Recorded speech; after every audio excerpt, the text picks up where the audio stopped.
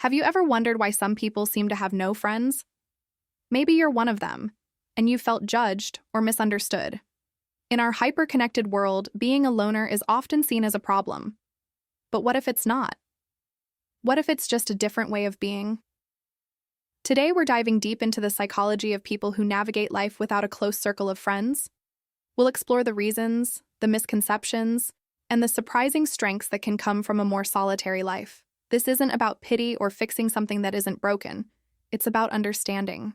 So, if you've ever felt like you're on the outside looking in, or you're just curious about the human mind, stick around. You might see yourself, or others, in a whole new light. First, let's bust a major myth. Having no friends doesn't automatically mean someone is lonely, unhappy, or flawed.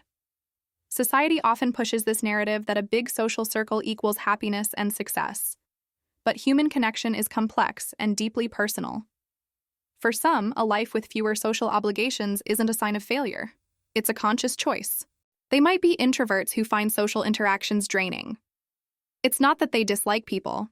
It's just that their social battery runs out much faster than an extrovert's. After a day of work or necessary interactions, they crave solitude to recharge, not a night out with a group. This isn't antisocial behavior. It's a fundamental aspect of their personality and energy management. For these individuals, deep satisfaction comes from within, through hobbies, personal projects, or quiet reflection, rather than from external social validation. Another significant reason is past trauma or negative social experiences. Think about it. If your formative years were filled with bullying, betrayal, or rejection, you might develop a protective shell. This is a psychological defense mechanism. You learn that getting close to people can lead to pain, so you subconsciously keep them at a distance.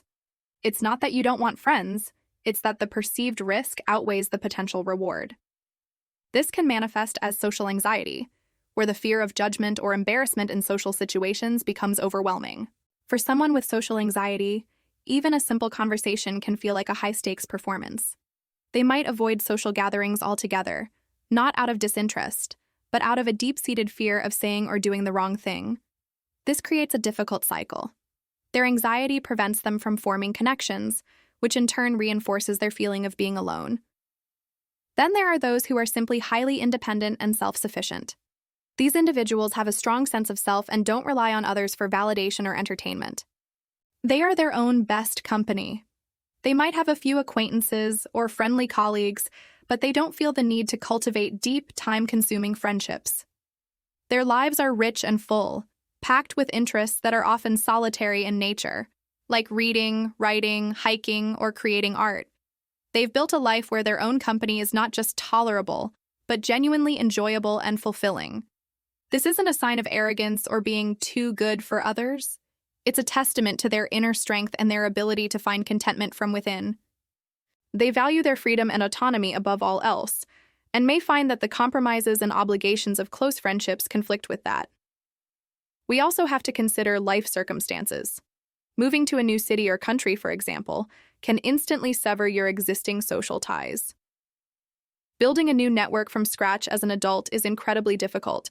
People are often settled in their own routines and established friend groups. Working demanding jobs with long hours or being a primary caregiver for a family member can also leave little time or energy for socializing. It's not a matter of not wanting friends, but a matter of practical limitations.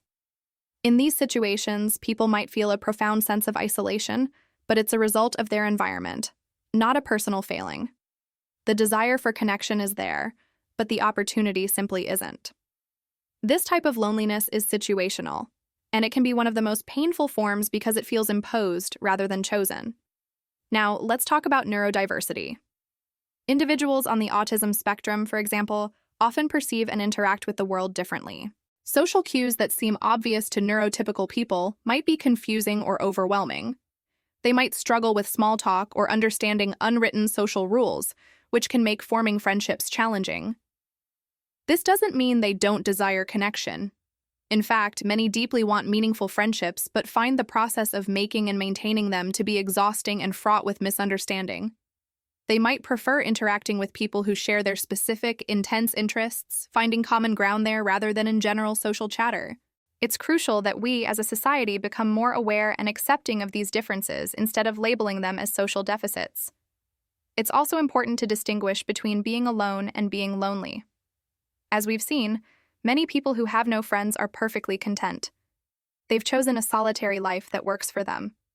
Loneliness, on the other hand, is a painful emotional state. It's the distressing feeling that arises from a gap between the social connections you want and the ones you have. Someone can be surrounded by people at a party and feel intensely lonely, while someone else can be alone for a week and feel perfectly at peace. So the key isn't the number of friends you have, but your subjective feeling about your social life. If you are happy and content with your own company, then having no friends isn't a problem to be solved. However, if you are someone who has no friends and feels the sting of loneliness, please know that you are not alone in that feeling, and it is okay to want connection. It's a fundamental human need. The first step is often self-compassion. Stop blaming yourself. As we've discussed, there are so many valid reasons why you might be in this situation. From there, you can take small, manageable steps.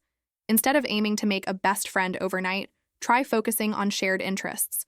Join a book club, a hiking group, a volunteer organization, or an online community centered around a hobby you love. This takes the pressure off of making friends and puts the focus on enjoying an activity alongside like-minded people. Connections can grow organically from there. It's also helpful to practice social skills in low-stakes environments. Try making small talk with the barista at your local coffee shop or the cashier at the grocery store. These small interactions can help build your confidence and make bigger social situations feel less intimidating. And remember, quality over quantity. Having one or two genuine connections is far more valuable than having a dozen superficial ones. Look for people who accept you for who you are, who share your values, and with whom you can be your authentic self. And if you feel that past trauma or severe anxiety is holding you back, seeking help from a therapist or counselor can be a life-changing step. They can provide you with tools and strategies to navigate your feelings and build the connections you desire in a safe, supportive environment. There is absolutely no shame in seeking help to improve your mental and emotional well-being. In the end, the psychology of people with no friends is not a single story. It's a complex tapestry woven from threads of personality, life experience, personal choice, and circumstance. There are the contented introverts, the healing survivors, the fiercely independent spirits, and those grappling with loneliness. By moving past the simplistic and often negative stereotypes, we can foster a more compassionate and understanding world, one that respects different ways of living and connecting. Whether you have 100 friends or none, what truly matters is finding a way of life that brings you peace and fulfillment.